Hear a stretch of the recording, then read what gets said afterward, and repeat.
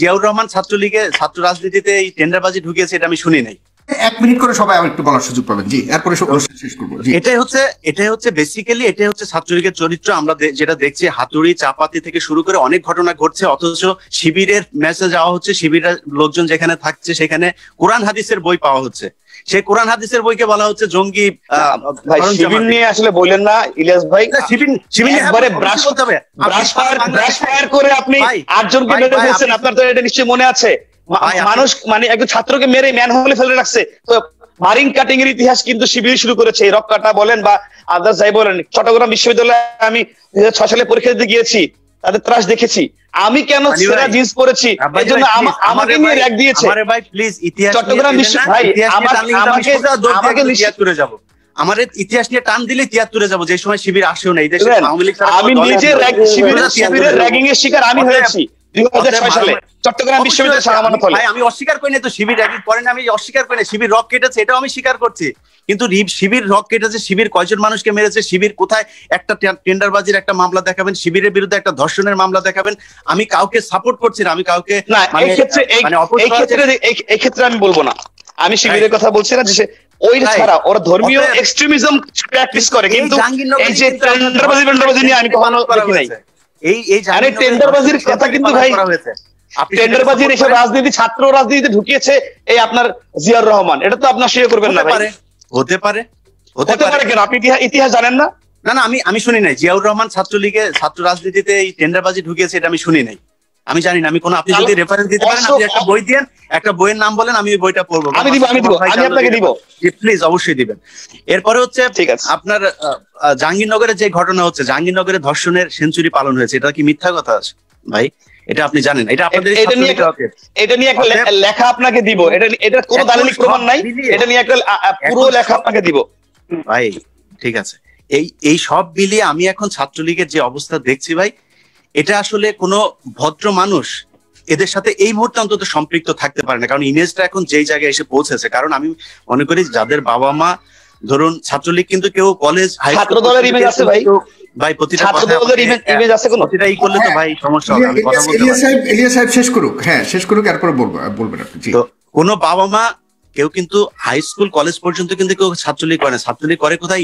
বিশ্ববিদ্যালয়ে এসে, যখন তার বাবা মা জানে না যে তারা ছাত্রলীগ করছে। কিন্তু আমি বিশ্বাস করি কোনো বাবা মা যদি জানে যে তার সন্তান ছাত্রলীগ করে, আমি মনে করি না সেটা মানে সে কখনো করতে দিবে। এইটা কেউ এই ধরনের, মানে এটা তো ছাত্রলীগ কি করবে? ছাত্রলীগ তো কোনো নাম না, এটা এখন গালির নাম ভাই। আপনি রাব্বানী ভাই, আপনি এখন আপনার চেয়ারে বসে হয়তো কথা বলছেন, কিন্তু আপনি একজন সাধারণ মানুষকে দিয়ে সাধারণ মানুষের যে অনুভূতি সেটা একটু শুনুন। তারা কি মনে করে, আপনাদের পারসেপশনটা কোথায় গিয়ে দাঁড়িয়েছে, এটা আপনি একটু নিজে মনে করুন। আমি এটা নিয়ে আর কোনো কথা বলতে চাই না। আর নুরু ভাইয়ের এই করোনার সময় ছাত্রলীগের চেয়ে বেশি ভালো কাজ কেউ করেছে? ছাত্রলীগের অর্ধেক কাজ কেউ করেছে পুরো করোনা কালে?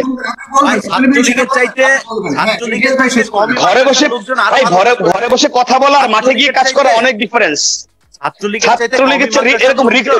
অনেক বেশি ভালো। প্রোগ্রাম বোধহয় আজকে শেষ হবে না, একটু কাউন্টার রিকাউন্টার না করে শেষের দিকে যাই।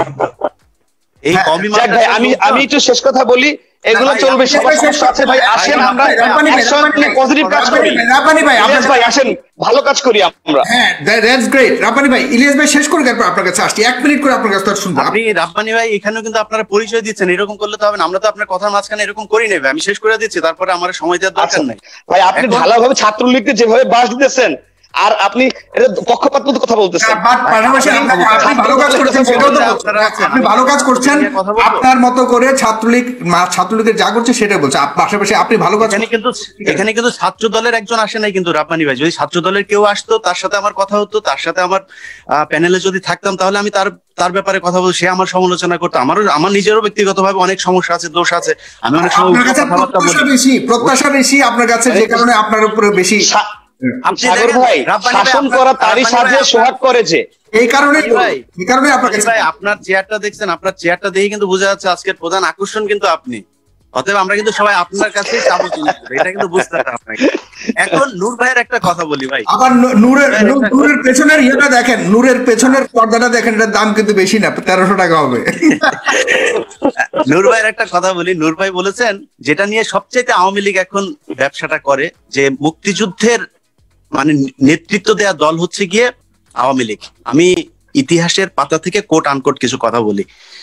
স্বাধীনতার দলিল পত্র 590-91 নাম্বার পৃষ্ঠা, সেখানে মাওলানা ভাসানী ঢাকায় একটা জনসভা করেছে এবং সেই জনসভায় তিনি 71 সালে সেই জনসভায় তিনি 3 লক্ষাধিক মানুষের সামনে, যেটা 7ই মার্চের যে ভাষণ সেটা কিন্তু শেখ মুজিবুর রহমানের ভাষণ যেহেতু অনেক সুন্দর করে তিনি কথা বলতেন সেটা সামনে এসেছে, কিন্তু এর বাইরেও কিন্তু সরাসরি স্বাধীনতার ঘোষণা দিয়ে অনেক কয়টা ভাষণ আছে আপনার এই মাওলানা ভাসানীর। এর মধ্যে একটা প্রথম ভাষণ যেটা হয় সেটা হচ্ছে 1957 সালের 10 থেকে 12 ফেব্রুয়ারি পর্যন্ত কাকমারি সম্মেলন হয়।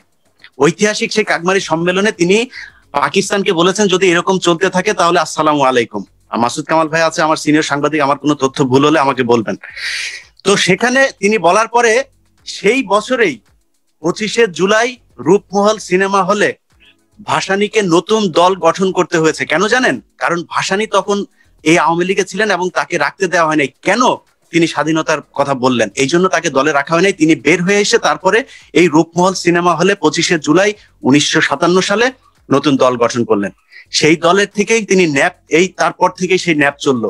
অতএব ভাসানী কিন্তু এরপরে যুদ্ধের কথা বলা হয়েছে। তারপরেরটা বলি, এরপরে শেখ মুজিবুর রহমানের সাহেবের সাথে ভাসানী সাহেবের অনেক ধরনের দ্বন্দ্ব হয়েছে, অনেক কিছু, এগুলো ইতিহাসের সবকিছু আপনারা জানেন। সবশেষ যেটা ডকুমেন্ট সেটা বলি, সেটা হচ্ছে শারমিন আহমেদের, যিনি তাজউদ্দিন আহমেদ সাহেবের মেয়ে, তিনার বই নেতা ও পিতা বইয়ের 45-46 নাম্বার 2টা পৃষ্ঠার মধ্যে খুব স্পর্শকাতর কয়েকটা বিষয় লেখা আছে। এর মধ্যে একটা হচ্ছে তাজউদ্দিন আহমেদ, নূরজাহান মোর্শেদ, তারপরে হচ্ছে ব্যারিস্টার আমিরুল ইসলাম, ইনারা বেশ কয়েকজন গিয়েছিলেন 25শে মার্চ রাতে যে মুজিব সাহেব আপনি যেহেতু বঙ্গবন্ধু আপনি যেহেতু এই এখন আমাদেরকে যেহেতু আলাদা হয়ে যেতে হবে, আমাদেরকে একটা বাসা ঠিক করা ছিল, যে বাসাতে তারা থাকবে গোপনীয়ভাবে এবং সেখানে থেকেই মুক্তিযুদ্ধ নিয়ন্ত্রণ করবে, পরিচালনা করবে। কিন্তু শেখ মুজিবুর রহমান সাহেব 25শে মার্চ এসে তিনি বললেন আমি যাব না। এরপরে বললো ওকে ঠিক আছে, আপনি যেহেতু যাবেন না, আপনি যেহেতু গ্রেপ্তার হবেন, তাহলে আমাদেরকে এই স্বাধীনতা ঘোষণাপত্র এটা আপনি পড়ে শোনান। আমাদের টেপ রেকর্ডার নিয়ে গিয়েছে, টেপ রেকর্ডারে পড়ান। আমি কিন্তু ইতিহাসের বই থেকে বলছি, ওনার বইয়ের 45-46 নাম্বার পৃষ্ঠা পড়লে আপনারা এগুলো পাবেন। সেখানে তিনি বলছেন না আমি টেপ রেকর্ডারে বক্তব্য দিব না। তারপরে বললেন যে ঠিক আছে তাহলে এটা একটা সিগনেচার করেন। তিনি বলেছেন আমি সিগনেচার করব না। তিনি বললেন যে তোমরা সবাই যাও, নাকে তেল দিয়ে ঘুমাও, 27 তারিখে হরতাল। অর্থাৎ যেই 26 তারিখে শহীদ প্রেসিডেন্ট জিয়াউর রহমানের ভাষণের পরে যুদ্ধ শুরু হলো, সেই যুদ্ধটা কিন্তু শুরু হওয়ার কথা ছিল না। অনেকে বলছেন যে উনি ওনার পক্ষে, উনি সেটা ভদ্রতা দেখিয়েছেন, কিন্তু উনি না বললেও পারতেন। 27 তারিখ হচ্ছে হরতাল ছিল শেখ মুজিবের ঘোষণা অনুযায়ী। অতএব এই স্বাধীনতার নেতৃত্ব দেওয়া নিয়ে অনেক ধরনের প্রশ্ন আছে। সেই বইয়ের 196 নাম্বার পৃষ্ঠায় ব্যারিস্টার আমিরুল ইসলামের একটা সাক্ষাৎকার ছাপা হয়েছে। সেখানে তিনি বলছেন যে শেখ মুজিব সরাসরি, আমি কোট আনকোট পড়ছি এই লাইনটা, শেখ মুজিব সরাসরি মুক্তিযুদ্ধের সাথে কোনো লিঙ্ক রাখতে চাননি। উনি হয়তো একটি নেগোসিয়েশন চাচ্ছিলেন। শেখ মুজিব জানতেন তাকে হত্যা